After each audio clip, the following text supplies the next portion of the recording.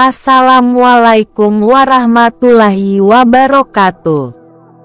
Sejatinya, pernikahan merupakan ibadah yang dianjurkan dalam Islam. Namun, ada beberapa macam pernikahan yang diharamkan dalam Islam. Apa saja itu? Anjuran untuk menikah juga dijelaskan di dalam surah An-Nur ayat 32.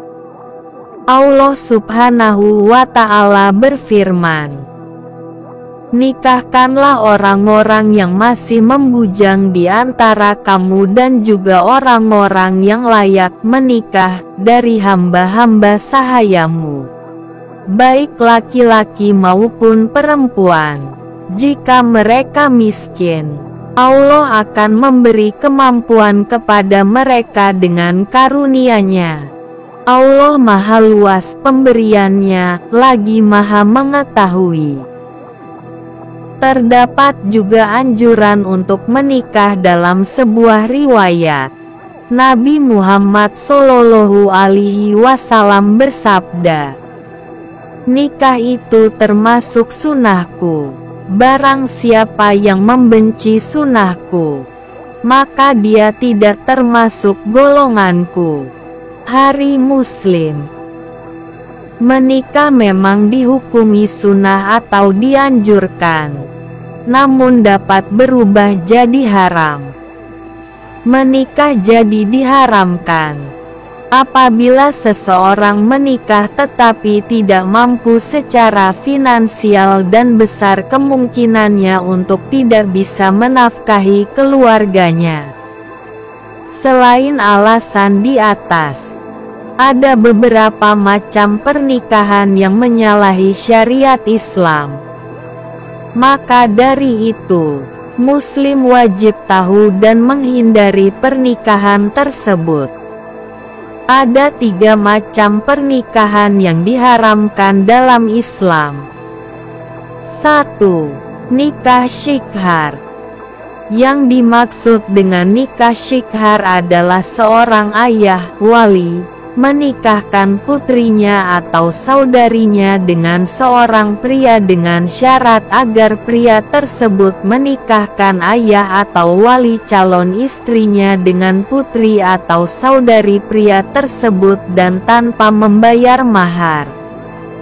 Praktek nikah syikhar dijelaskan pada sebuah hadits yang diriwayatkan oleh Imam Ibnu Majah dari Ibnu Umar. Berkata, Rasulullah Shallallahu Alaihi Wasallam melarang nikah syikhar. Dan contoh kawin syikhar yaitu, seorang laki-laki berkata kepada temannya, "Kawinkanlah putrimu atau saudarimu dengan saya. Nanti saya kawinkan kamu dengan putriku atau saudariku dengan syarat kedua-duanya bebas mahar." Inti dari praktek pernikahan ini adalah mereka saling tukar-menukar anak perempuannya atau saudarinya untuk dijadikan istri masing-masing tanpa memberikan mahar. Tentunya, pernikahan seperti menyalahi syariat Islam. Maka dari itu, Rasulullah Shallallahu Alaihi Wasallam mengharamkan pernikahan syikhar. Sebagaimana sabda Rasulullah Shallallahu Alaihi Wasallam, "Tidak ada nikah syikhar dalam ajaran Islam." Hari Muslim dari Ibnu Abbas, Ibnu Majah, dan Anas bin Malik.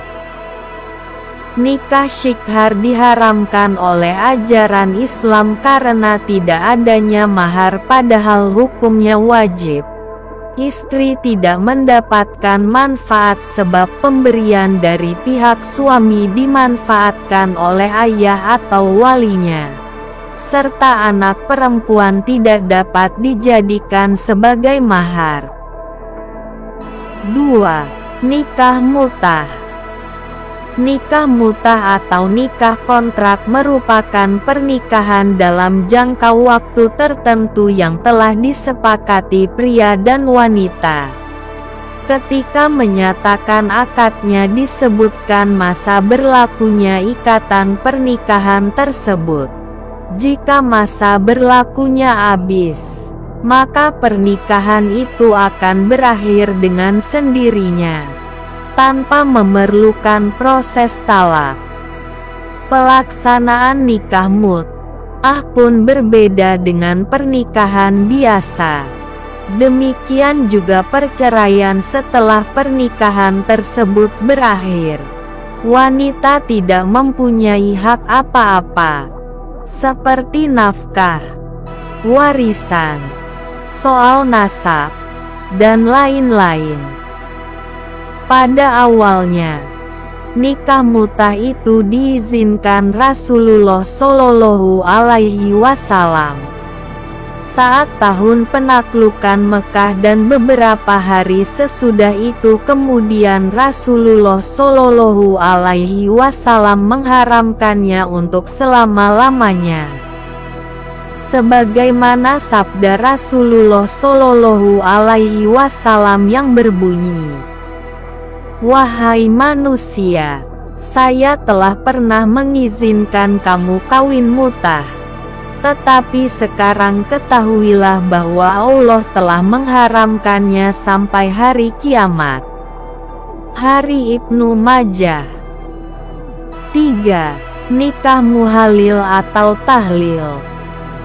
Secara etimologi, tahlil atau muhalil berarti menghalalkan segala sesuatu. Dalam prakteknya, pernikahan ini dilakukan oleh seorang laki-laki meminta laki-laki lain untuk menikah dengan mantan istrinya, atau seorang wanita meminta wanita lain untuk menikah dengan mantan suaminya yang telah bercerai dengannya, sebanyak 3 kali talak bain.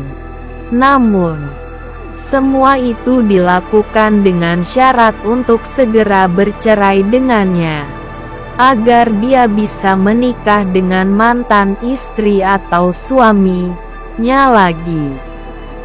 Karena ketika seseorang telah menalak istrinya sebanyak 3 kali, maka dia tidak dapat lagi menikah dengan istrinya tersebut.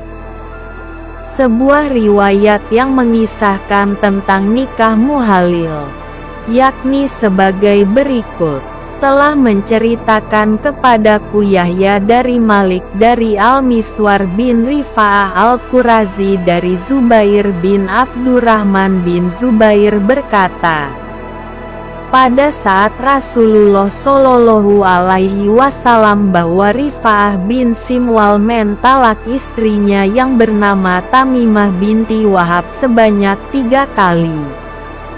Kemudian bekas istrinya menikah dengan Abdurrahman bin Zubair. Namun, Abdurrahman lemah syahwat, sehingga ia kembali menceraikan Tamimah. Maka Rifa'ah ingin menikahinya kembali, karena dia adalah suami pertama yang pernah menceraikannya. Hal tersebut disampaikan kepada Rasulullah Shallallahu Alaihi Wasallam, namun beliau melarangnya, lalu bersabda, "Tidak halal bagimu untuk menikahinya lagi." Hingga ia merasakan nikmatnya madu laki-laki yang lain bersetubuh. Hari Malik. Hukum nikah tahlil adalah termasuk dosa besar dan mungkar, karena diharamkan Allah serta diancam mendapat laknat. Hal ini dijelaskan dalam hadits dari Abu Hurairah. Rasulullah Shallallahu Alaihi Wasallam bersabda, Allah melaknat muhalil, yang kawin atau pria suruhan bekas suami pertama wanita yang ditalak 3, dan muhalalnya, bekas suami pertama yang menyuruh orang menjadi muhalil.